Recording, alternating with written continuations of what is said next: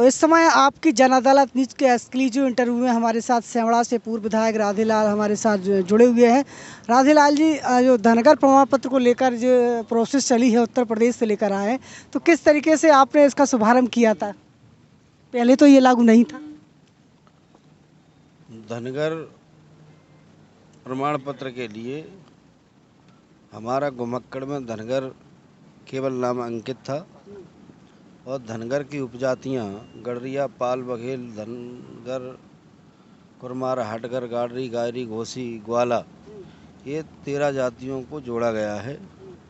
और माननीय मुख्यमंत्री जी की सरकार, शिवराज जी की सरकार में 2018 में कैबिनेट में पास किया गया, उसके बाद विधानसभा में पास किया गया, राज्यपाल से अनुमोदन हुआ और वो लागू किया गया है। धनगर प्रमाण पत्र, हमारा धनगर समाज एक गरीब समाज है और सीधा साधा भोला भाला समाज है। इसलिए माननीय मुख्यमंत्री जी ने हमारे इस धनगर समाज को काफ़ी सहयोग और आशीर्वाद दिया है। मैं उनका आभार प्रकट करना चाहूँगा कि उन्होंने हमारे समाज को एक सौगात दी है जिससे हमारा समाज आगे बढ़ेगा। राधेलाल जी, जिस तरीके से जो आप चल रहा है, इसमें क्या राजनीति में आरक्षण मिलेगा, चुनाव में आरक्षण मिलेगा, शासकीय नौकरी में आरक्षण मिलेगा? अभी घुमंतू और अधघुमंतू में कोई आरक्षण नहीं है, न ही वो राजनीति में है, न ही आपके नौकरियों में है। केवल उनकी शैक्षणिक योग्यता, आर्थिक और सामाजिक व्यवस्था और शिक्षा के ऊपर और आर्थिक रूप के ऊपर उन्हें केवल सुख सुविधाएं मिलेंगी जो एससी को मिलती है। हमारे बच्चों को अच्छे अच्छे स्कूलों में दाखिला होंगे जो प्रमाण पत्र बनाए जाएंगे तो, और निश्चित रूप से स्कॉलरशिप का काम होगा। उनके हॉस्टल में रहने का काम घुमंतू अधघुमंतुओं के लिए है। अभी मध्य प्रदेश में 1000 हॉस्टल बनाए गए हैं और उसमें करीबन हमारे घुमंतुओं के अभी 1000 सीट खाली हैं। तो उनके सुख सुविधाओं के लिए कि इनके बच्चे पढ़ सकें, क्योंकि ये घुमंतू हैं और अधघुमंतू लोगों के लिए कभी यहाँ रहते हैं कभी वहाँ रहते हैं। तो ये व्यवस्था इसलिए लागू की गई है कि वे एक जगह स्थानीय रहे और स्थान पर रहेंगे तो उनके बच्चों का भविष्य और खुद का भविष्य उज्जवल होगा। निश्चित रूप से मैं समाज से भी अनुरोध करना चाहूँगा कि वो अपने धनगर के प्रमाण पत्र बनाएं। और अब तो ऐसा कर दिया माननीय मुख्यमंत्री, अभी अधिवेशन हुआ था मध्य प्रदेश में, तो उन्होंने कहा है कि आपका बच्चा कहीं पे भी पढ़े और यदि दूसरी जगह आप बिजनेस धंधा करने जाते हो तो वहाँ पे भी आपका बच्चा पढ़ सकता है, एडमिशन कहीं पे भी हो मध्य प्रदेश में। उनके लिए ये सुविधा दी गई है।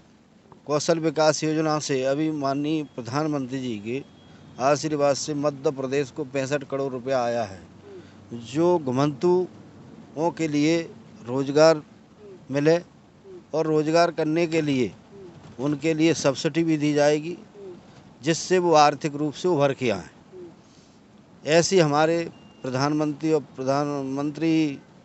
मोदी जी की और हमारे माननीय मुख्यमंत्री शिवराज जी की योजना है जो घुमंतू और घुमंतुओं को उनके उज्जवल भविष्य की कामना करते हैं। ये अभी दतिया जिले में तो बन रहे हैं, लेकिन संपूर्ण मध्य प्रदेश में बहुत से लोगों के सवाल आ रहे हैं कि नहीं बन रहे हैं, तो उसके लिए क्या प्रोसेस? पूरे प्रदेश में लागू हैं और अभी दतिया में हमने कैंप लगा के भांडेर, दतिया और आपके सेवड़ा और अभी आपका भिंड में भी लगने जा रहा है कैंप। ऐसा कहीं नहीं है कि नहीं बन रहे हैं, वो अपनी सोच और फ़र्क है, क्योंकि इसमें 52 जातियाँ हैं। 52 जातियाँ घुमंतुओं की हैं। केवल धनगर बाद में प्रमाण पत्र सभी के बने हुए हैं, केवल धनगरों के रहे हैं। तो वो पूरे प्रदेश में मैं समाज के नेताओं से भी अनुरोध करना चाहूँगा और समाज सेवियों से कि वो भी इस लगन में पूरे प्रदेश में अपने समाज के, धनगर समाज के प्रमाण पत्र बनवाने का काम करें। और जितने भी जिलाध्यक्ष समाज के या प्रदेश लेवल के हैं या समाज सेवी या राजनीतिक हैं, वो भी अपना पूरा ध्यान आकर्षण करें और समाज के हित में, हमारे गरीब बच्चों के हित में अपना प्रमाण पत्र बनवाने का काम करें, समाज सेवा का काम करें। नहीं तो उसके लिए क्या प्रोसेस है, कौन कौन से डॉक्यूमेंट लगेंगे? उसमें फॉर्म आता है, कॉलम आता है।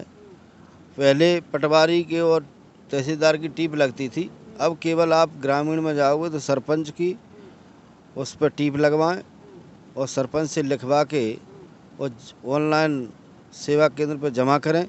वहाँ पर आप पटवारी आएगा और तहसीलदार अपनी टीप लगाएगा या एसडीएम के द्वारा आपका प्रमाण पत्र बनेगा। तो इस संबंध में आज धनगर प्रमाण पत्र को लेकर मध्य प्रदेश में किस तरीके से जी शहर में भी पार्षद से लिखवाना पड़ेगा और वहाँ पे भी आपका राजस्व विभाग का पटवारी आएगा, वो भी आपकी टीप लगाएगा और आपको धनगर का प्रमाण पत्र सहज उपलब्ध होगा। उसकी डेट मिलती है ऑनलाइन। कितने दिन में बन जाता है? डेट मिलती है उसकी 15 दिन की भी मिले, 1 महीने की भी मिले। मगर मैं अनुरोध करना चाहूँगा कि घर में एक व्यक्ति का बनवाते हैं तो वो सारे एक साथ पूरे घर के बनवाएं तो एक साथ ही एक ही डेट में बन जाएंगे, तो उनको सुविधा हो जाएगी। मैं ये भी चाहता हूँ कि उनको अभी हमारे विधानसभा क्षेत्र में, मेरी सेवड़ा विधानसभा क्षेत्र है, उसमें लोगों को गेहूँ और राशन मिलने लगा है और उसमें एक खास ये भी आ गया है कि सबरे घुमंतु अधघुमंतुओं के लिए आयुष्मान भारत कार्ड बनाए जाएंगे। ये मोदी जी ने कहा दिया है, माननीय मुख्यमंत्री जी ने कहा है कि सब के लिए लागू किया जाएगा। जो भी प्रमाण पत्र होंगे सबको आयुष्मान भारत का कोई भी प्रदेश में इलाज के दौरान हमारी योजना का लाभ लेगा तो निश्चित रूप से वो मारा नहीं जाएगा, वो स्वस्थ हो जाएगा। क्योंकि इलाज के कई बार ऐसा होता है कि इलाज के दौरान तो उस पर पैसा नहीं होता है, वो बेरोजगार होते हैं, आर्थिक रूप से भी टूटे हुए तो है, इसलिए आयुष्मान भारत कार्ड उनको बनाया जाएगा। विधायक जी, पूर्व विधायक राधेलाल हमारे साथ इस समय जुड़े हुए हैं। राधेलाल जी, एक सवाल करना चाहेंगे आपसे। एक बड़ा सवाल आ रहा है, जिस तरीके से आपका सोशल मीडिया में जो वीडियो वायरल हुआ था उसमें कितनी सच्चाई है? वो केवल षड्यंत्रकारियों ने षड्यंत्र किया है और ऐसा मैंने नहीं बोला है, एडिट किया गया है उसको। जो भी अपेक्षित लोग थे वो केवल षड्यंत्र के तहत मेरे को बाहर निकालना चाहते हैं और मेरी छवि को धूमिल करना चाहते हैं, मगर ऐसा नहीं है, वो असत्य है। और निश्चित रूप से मुझे विश्वास है अपनी पार्टी की शीर्ष नेतृत्व पे और प्रदेश के नेतृत्व पे कि निश्चित ही मेरी बहाली होगी। और मैंने निवेदन भी किया, अनुरोध भी किया है, निश्चित रूप से मुझे आश्वासन भी दिया है कि आपको दोबारा से बहाल किया जाएगा। अभी दिल्ली में भारतीय जनता पार्टी नेताओं से मुलाकात हुई है कि इस संबंध में आपने कहीं अपने पक्ष रखा है? मेरे सभी जगह प्रदेश में भी मैंने पक्ष रखा है और केंद्र में भी रखा है। केंद्र के नेताओं से भी मेरी बात हुई है। निश्चित रूप से उन्होंने आश्वासन दिया है कि आप चिंता न करें, क्योंकि ये हमारे यहाँ जो भी दोषी है, मेरा इतना सा आपसे अनुरोध है कि जिन्होंने भी षड्यंत्र किया है और जिसने भी इस वीडियो को एडिट किया है उनको खिलाफ कार्रवाई की जाए, तो हमारा निष्ठा ईमानदारी जो हमारी छवि धूमिल करना चाहते थे उनके खिलाफ कार्रवाई होगी। तो आइंदा मेरे ऊपर जो उन्होंने कृत किया है वो भविष्य में और किसी के साथ ना किया जाए।